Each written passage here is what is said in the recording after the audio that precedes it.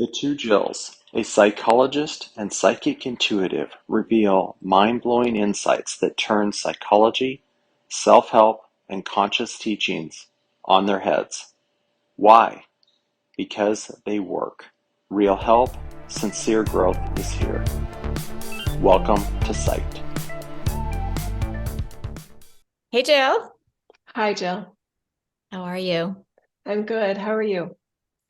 Very good. It's actually just starting to snow here, and it's really quite beautiful. Beautiful. So I'm sitting in this beautiful setting. I got snow all around me. All right. So, topic for today. What we're going to be discussing today is resistance to change. And that could mean your resistance to change and how you approach it. Or if you are the changing one, how somebody in your life is kind of stuck and you seem to have to go around them. So it's all facets of dealing with resistance to change. And I think some of it will bring up relating to the workplace, but we'll see where it goes. All right. So what do you think about this topic, Jill? What is front and center when you think about resistance to change? The first thing that comes up for me is leadership, that anyone who is in the position of authority in a situation that actually does have the authority to make a change and offer a change and implement a change, that sometimes what they're missing out on is the communication step. And for some individuals, they need to know the why and the benefits that you're intending with the change and with the change in process or whatever. Some individuals on the team will never need that. They'll just go, oh, yep, sounds good. Either they'll get it right away and they'll go, oh, yeah, like I'm on board. And then there's other people that they're not thinking about it. They're just really good team members in a beautiful, open-hearted kind of follower way of just tell me what to do and I'll do it. I'm not going to make my life harder by being resistant. So I'm thinking of the leaders there and just thinking, really supporting them in addressing those three groups. And if they're not great at communication and communicating the change, that they have someone on their team that is good at that. And I've seen that work really well in my corporate experiences too. I think it's so important. Communication is, I'm so glad you brought that up because I do think that is one of the hurdles. But I do think that we're not communicating. A lot of times when we don't want to change, we're communicating a lot of fear. And that fear kind of creates a wall where people just kind of can't get through it. And fear is the opposite of openness. So from a brain perspective, I think people who are receiving a communication, even if it's from a leader, their fear response to it almost immediately can shut them down. And then they're not hearing anything. So it is a communication breakdown, oddly. But it's the fear that shuts down the communication. And that's where the resistance comes from. And this is where my leadership style, I think, is different than a lot of people. And maybe it's because I've worked in such huge organizations. I mean, Wells Fargo and the commercial banking side. I was at Hewlett Packard for years, now HP. So there wasn't what do you guys think about it?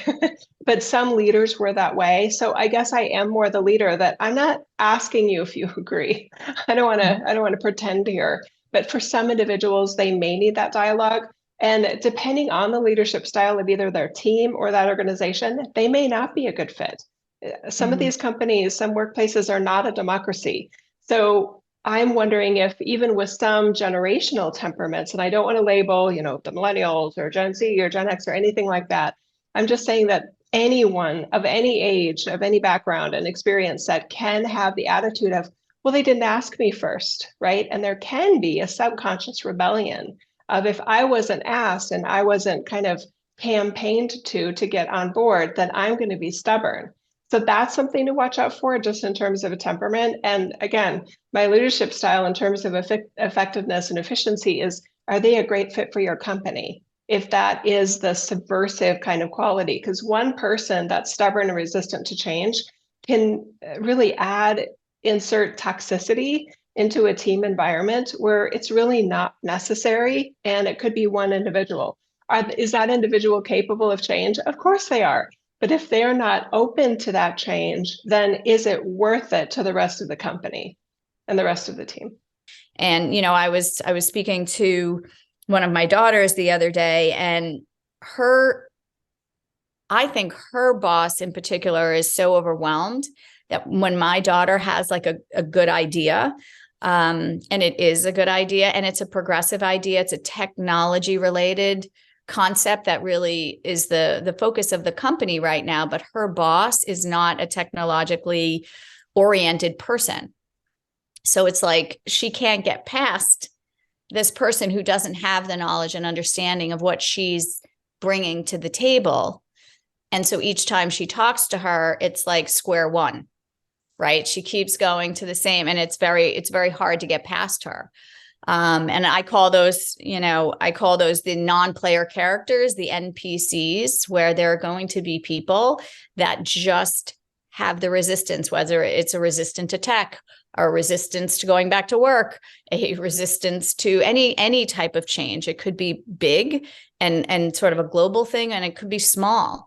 But if you're up against that layer, and there's you can't always get around it. Let's put it that way.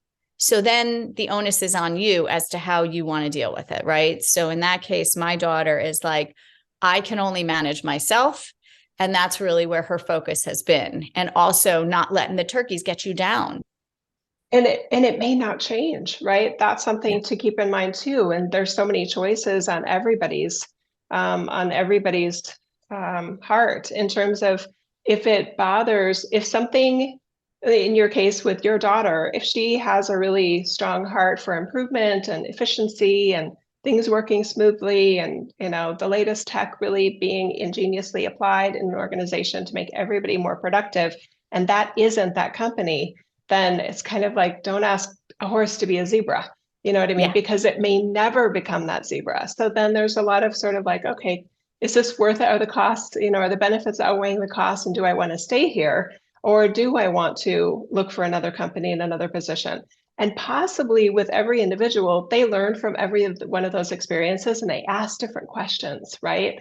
Okay, is there, just kind of witnessing and observing. Can I talk to one of the members of the team? And how is this done? And how is that done? How are changes, received by companies? The other part that comes up in this example is, there's so many weird reasons why things are the way that they are. So I do like to give a little bit of space for those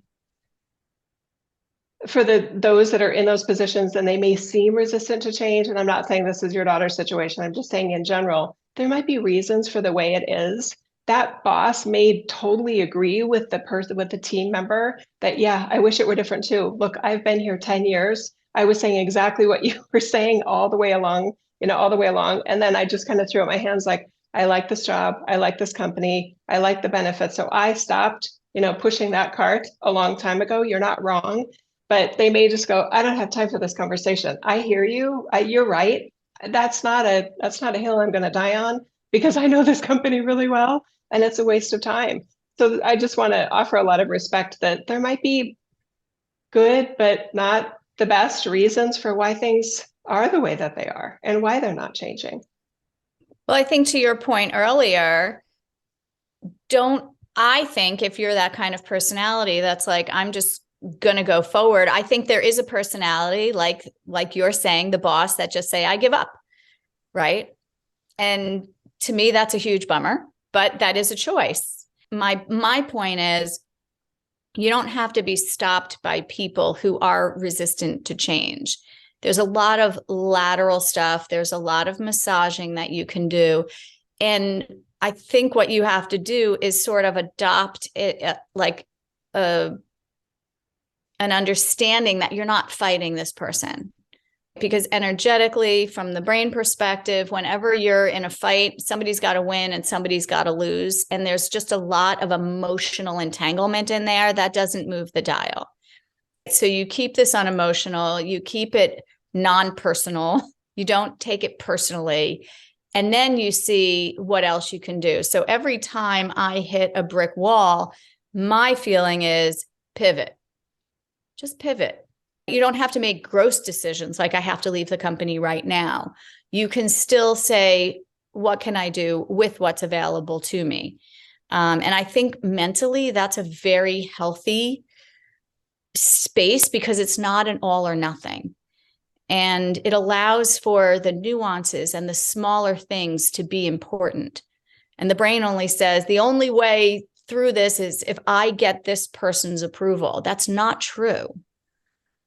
Right? So don't let the brain just say there's only one way to do this and then miss all the other opportunities that are sitting in the wings. So she, to her credit, is respecting the limitations that are in front of her with this particular person, but she's also doing things and finding herself good at things she didn't previously see. So this networking thing is an amazing way to do it. Network your way out of somebody else's resistance. It could lead to another job. It could lead to meeting just the right person within the company, and it's social. I totally agree. And I know for myself, that was a strategy that I used too. There was a new way of approaching strategic planning and strategy setting really at one of the companies I was working for at the time. And I felt my boss was very conventional in a really frustrating way. I knew I had some time to put in on his team before I could maneuver out and not harm my own kind of reputation in a way, because you don't want to move around too much. And I was always a little bit kind of on the risk of too much promotions.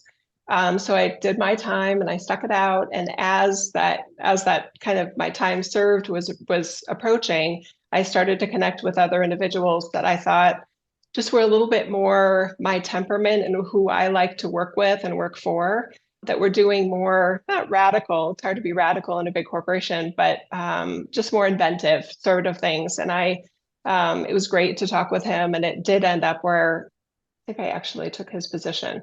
So yeah, I love the advice that you've given her, because it's hard when you're the new person and you already feel like you have a lot of ideas. And that's what I sense is going on there. Yeah, it's good to look around. Yeah. Look around. I think the other thing that, is prominent is maintaining your energy. This ebbs and flows. There are ups and downs. I think the thing to be most aware of is where you're at, because some days you're going to have good days, and other days, the things that didn't bother you are going to really frustrate you. When you have the same conversation over and over again with this person and they feel like they're checked out, or year after year, you get the same kind of feedback that it seems almost rote, like that person isn't treating you like a person. Sometimes they're saying the things they need to say to go on another day. And there's a lot of that in corporate, which is like, I want to help you, but I can't. That kind of nonsense, which is so frustrating. So you're going to have your good days and you're going to have your bad days. But I think staying on top of your energy, where you are, it's almost like you can go in wanting a different solution, but don't be attached to it. You have to go in there. I don't want to say hoping for the best, but expecting the worst. I mean, energetically, there's this, I'm good with whatever happens in there.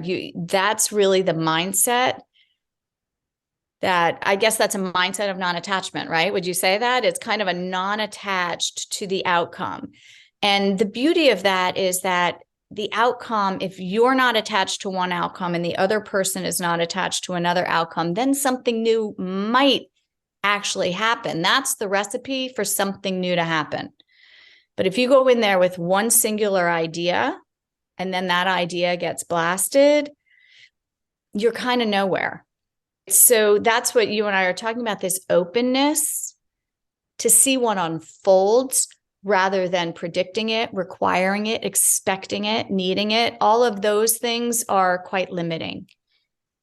So when we say stay open, it's not just open to your idea and what you want and your outcome. Open means open. In that spirit of openness, there can also be a lot of creativity that you allow yourself. For anyone that is a change agent and a little bit visionary, pioneering, I think there's regular moments of being frustrated in any sort of environment where It doesn't feel like leadership is, moving in the direction that you hope they would, or that it, maybe everyone thinks it should. So that patience with yourself in terms of like, okay, if it were up to me, we would be doing this. And maybe one day we'll do that. But if we don't, I think is what you're saying, just to allow yourself like, okay, I'll do what I can. I'll do the best I can given the situation that this is and the authority I have over myself and my position. But the rest, there's a lot of other, authority here that I don't have control over. I don't have authority over my boss. I don't have authority over some of these other things that I think could be better. In an ideal world, eventually that person will be the one in charge, right? But sometimes they leave before that's a possibility. So that's the brain drain, right? That happens a lot. That's a common term in corporation is the brain drain. The other part that I'm feeling is, and this might be a little bit in the spirit of that creativity, change agents tend to enjoy change in multiple facets of their life. So if there's one slice of your life, whether it's, career, health, home, your sense of style in yourself, I'm just trying to think of anything. You may want to keep the energy moving by inspiring change and improvements in the parts of your life where you do have authority. And that may sound so simple and so trivial, but to the brain, it may feel like the steam is out of the kettle. It's like, okay, I just rearranged the furniture in my primary bedroom or in the living room, but somehow it feels like I got something done. Because change agents, their brain likes to move things and it's experimental. And in some facets of our life, there isn't as much option for that experimentation. And that's really important because, they say that the changes happens with the little things, really, not the big things. So it's the things that you do every day that can bring about the most change in your life, as trivial as they may seem and as subtle as they are. So I think that's a great way, actually. Change begets change. That energy begets that energy. So when I say massaging the field, that's kind of what I mean. Because when you seem to be shut down in one area, you tend to shut down in other areas. You tend to be not so nice to people around you. You can get a little more snippy or irritated. Your fuse could just be a little bit shorter because what's happening at work can color everything. And so if what's happening at work can color everything in one direction, then by just the reflexive nature of things, if you change something elsewhere, you can start kind of bringing yourself back online in that way and not having that be such a big part. And I think one of the things that people do is said, no, but it's work and it's really important. This is where it's really important. And that's a mistake. Nothing is more important than anything else. And we all have to bring things down. We kind of have to neutralize those things if we want to work with them, because the minute we make it important and we have an investment in it, then we start to get a little rabid about it. And that energy is just a non-starter, right? It's kind of off-putting. And one of the things that I started to do recently, because I wasn't feeling a lot of change in my life, was I decided that every errand, because I'm in a very big errand phase right now. I'm like, got a lot of fingers in the dam. And so I thought, okay, each errand that I have to do, I'm going to look at that as not the errand, but the interaction.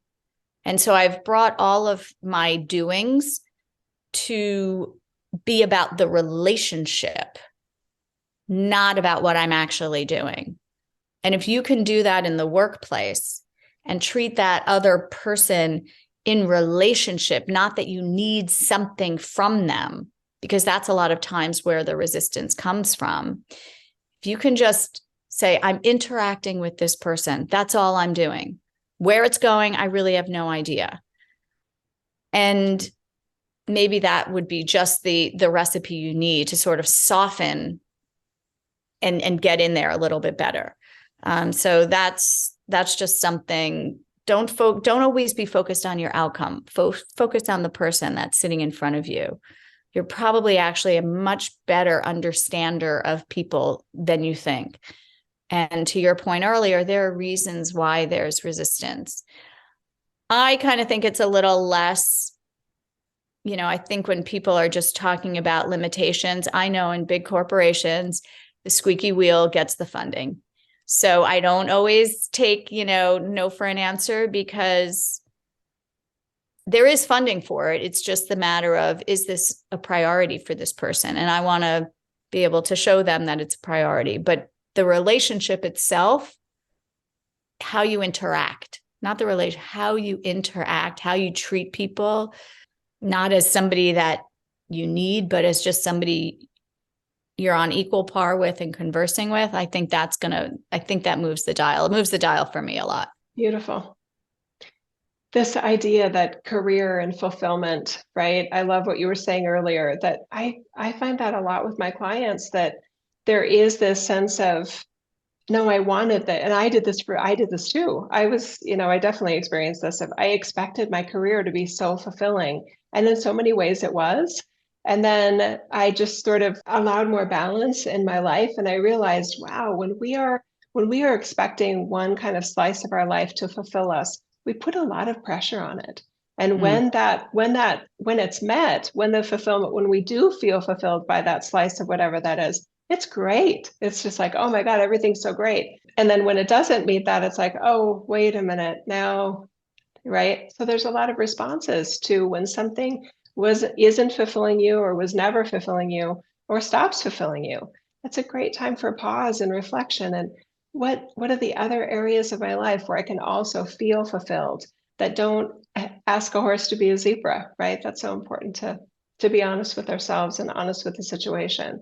As a change agent, I totally agree with you that I don't like to take no for an answer either. So I'm always kind of, okay, I feel the mountain of the no, but I'm always like, but what about? Yeah. It's just kind of the way I'm wired. So I am an optimist too. So that's a nice balance. I do want to bring in this situation though, for some individuals that they may start, let's use the little character, the characters in Winnie the Pooh. I had a coaching client that it was coming up a lot of Eeyore kind of energy. Oh, wow. And it was related to his career mainly. Right. He wanted a promotion, really, really, talented engineer with a lot of, incredible experience, great resume. And he just felt blocked in terms of getting that promotion. And I kept feeling all this Eeyore energy. And I was, relating to that. Who would promote an Eeyore? That doesn't seem smart, right? So anyway, there's this opportunity to kind of reflect on, have I shifted into a version of myself that I'm not as aware of the vibes I give off in a way? And having someone be real with you about, wow, you've really gotten negative, and you may not have always been this way. You may have slid into negativity. So he and I worked together for, I think it was 2.5 or maybe 3 months. And the outcome was amazing. And he did get a promotion. It was so perfect. But one of the little things that we noticed along in the process was he would go on a walk like every day for a work break with the most negative person on his team. And I'm like, you got to cut him out of your life. I'm busy today. I can't go. Sorry. Or you could give it a try and just divert, change the conversation, offer a new conversation every time it starts to go negative. I think he ended up just going on a walk at a different time, a different path, or whatever around the corporate campus.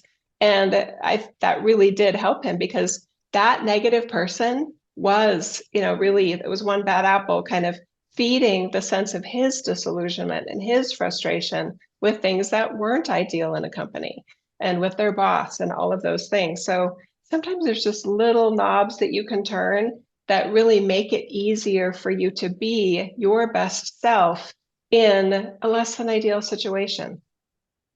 That's so perfect, because look, you and I, we live in energy. We understand energy, and negativity is not benign. I really feel like other people's complaining is an assault. And there is this very interesting protection of, I get to complain. It makes me feel better. I'm like, but I don't feel good. And look, a lot of people can hear a lot of complaining and have no ill effect on them. God bless them. I don't do well with that, because the underlying aspect of it is this victim energy, which, as I don't do well with that. I don't operate on that frequency. And when people come to me, we don't speak on that frequency. I don't find it to be a fruitful frequency. So I am not a huge fan of negativity. I'm not a huge fan of complaining.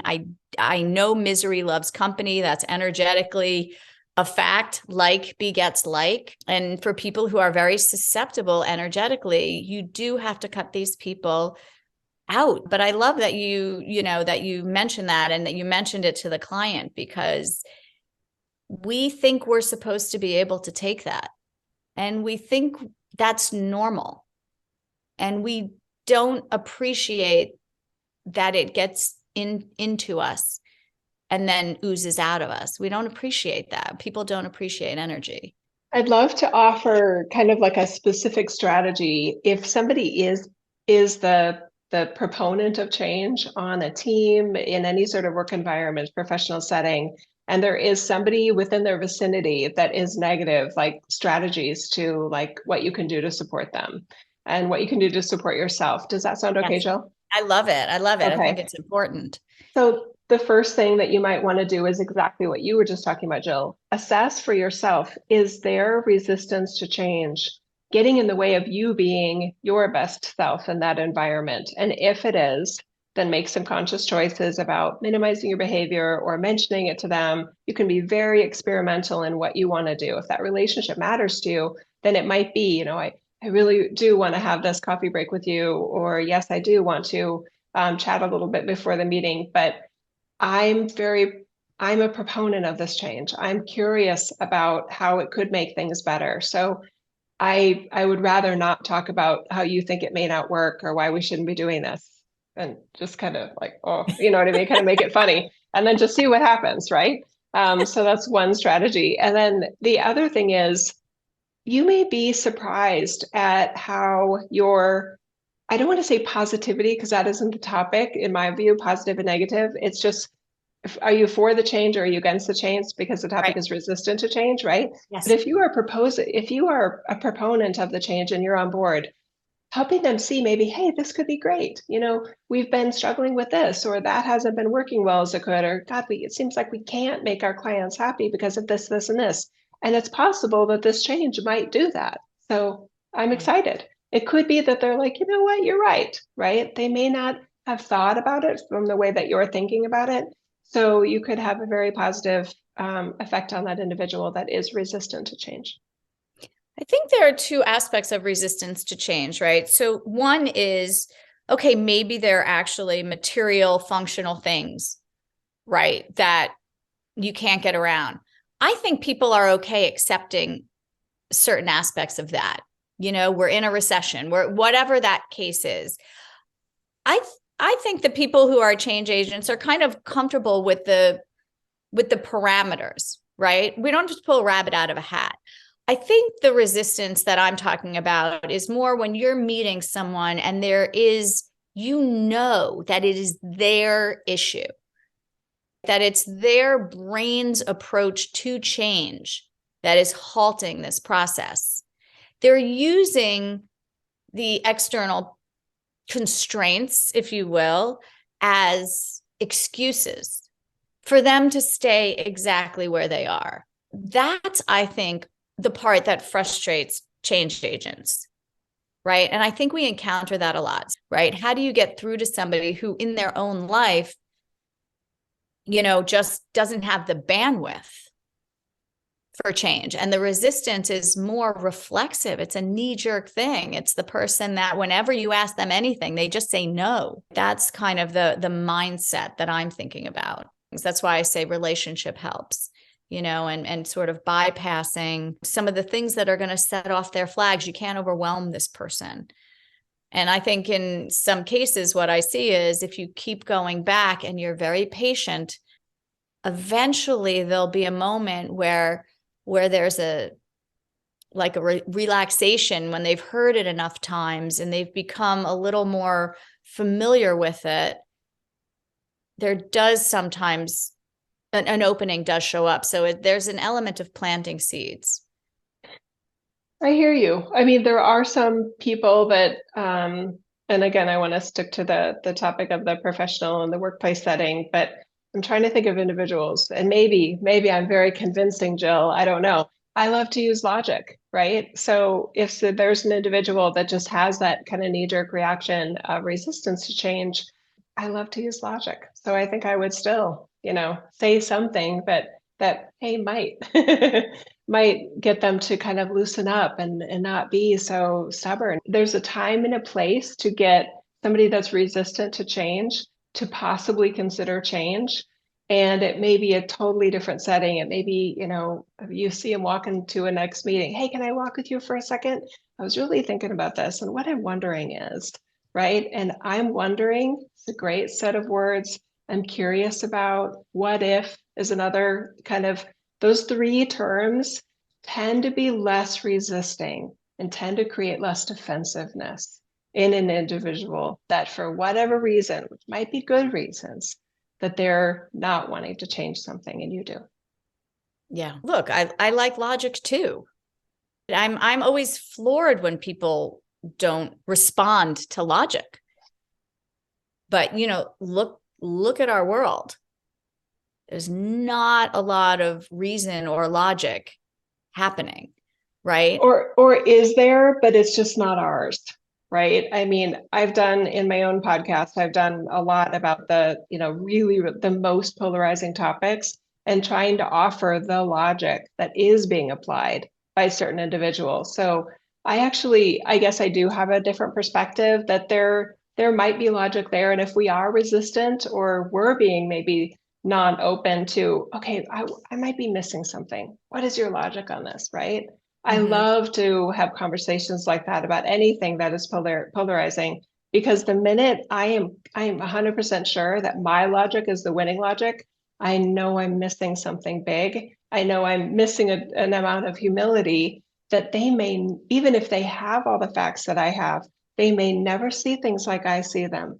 That has made me a way better Jill in everything, politics, community, a lot of things. So I don't know. No, seeing both sides, I think is critical, obviously, and I do like the idea of here's my logic. What's your logic? Like, I do think that that's a really good tool, because I do think that people have reasons of why they're responding the way they are. I guess I vacillate. Like, when is it an excuse? Sometimes the reasons are an excuse to stay exactly where you are. Right. So I think logic is fine to ask both sides, but then there's got to be some kind of an opening, because that's just two people stating their polar positions, which doesn't really move the dial. So maybe if I understand you and you understand me, then there's like a now what? There has to be something where there's like a communion, where there's a coming together of, we see each other's sides, and it's not whose side is right. It's like, how do we create from this space? You're trying to create something new. And I think that's the beauty of conversation, that any conversation you can have like this, you're not just trying to bulldoze your way through who's ever resistant to change. You're trying to create something new with that person. And in that regard, you would see that person more as an ally, or try to find how to align, versus I'm just going to wait until I get my way. But there's something about that as well. But it's not aggressive. It's patient, and it's honoring where they are. Right. Yeah. So sometimes people come around, sometimes people join you. Sometimes neither of those things happen. Yeah. And then you have to decide what you're going to do about it. Exactly. I like that. Literally, as we're wrapping up, I think that's exactly it. Is this something that is capable of change? Yes, it is. But for some reason, it doesn't feel like it's going to happen in this environment. I feel like knowing that offers peace of mind and a sense of resolution, in a way of, okay, I'll do what I can, and I'll stop trying to make that mountain be something else or move to a different location, because it may never. And that doesn't have to get in the way of us being incredibly productive and useful and feel valuable and even feel fulfilled in a certain position. And this goes to what you speak to all the time, is sovereignty, right? So we don't get to change other people. We don't get to change other people's minds. We can only deal with the way we want to manage a situation, the way we want to feel, the way we want to behave. Those are our choices, right? So there's something very centering about really being honest with your options rather than complaining about them and this person who you can't get through or who's resistant to change. There's an honesty there that if you have that with yourself, you become sovereign again, because your control is of you. So it almost like puts you back. You hit this is fixed. Now the choices are all mine. The choices are all mine. There's a liberation to that. There should be a power in that. Right. But I don't think we respect that so much. I think the feeling of defeat overrides a lot of times that power of choice that was given back to us. And I think that's something to really, as a takeaway, I think that's something to really think about. I like that. The compassion for any of us that are change agents, there is a huge amount of self-compassion and compassion for other, and opening to another's viewpoint and understanding, and again, like the logic that we were talking about, or just the acquiescence that this isn't, if I were in that job, I'd be doing it differently. I'm not in that job. I'm getting paid for this job. And this is what I get. This is the box I get to work in. And I can either make myself miserable doing that by continuously, wanting to change something that somebody for whatever reason isn't open to. There's a lot of choices here. And for the one that's resistant to change, just allow yourself that sense of, are you doing it for reasons that make sense? Have you explained those reasons to another person? If that would help the team function better and the organization function at a higher level? Or is it just something you need to set down and just go, okay, I'm afraid that if we move a piece here, that everything will fall apart.